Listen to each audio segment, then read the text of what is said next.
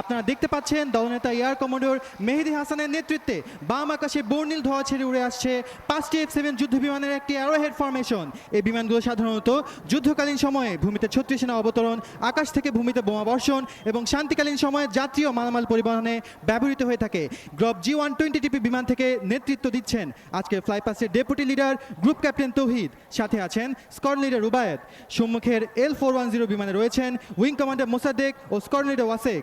পাশে 4টি গ্রব G120TP বিমানে রয়েছেন যথাক্রমে স্কোয়াড্রন লিডার মইনুল ও squadron leader Sibat, wing commander Al Mamun ও স্কোয়াড্রন লিডার কায়েস এবং সবশেষে স্কোয়াড্রন লিডার বেনাউল ও স্কোয়াড্রন লিডার ধ্রুব।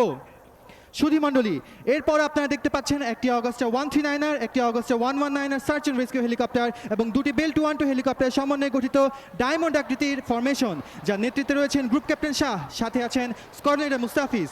পাশে দুটি হেলিকপ্টার রয়েছেন উইং কমান্ডার শফিক ও ফ্লাইট লেফটেন্যান্ট ইশতিয়াক এবং উইং কমান্ডার আরমান ও স্কোয়াড্রন লিডার মুক্তাসির।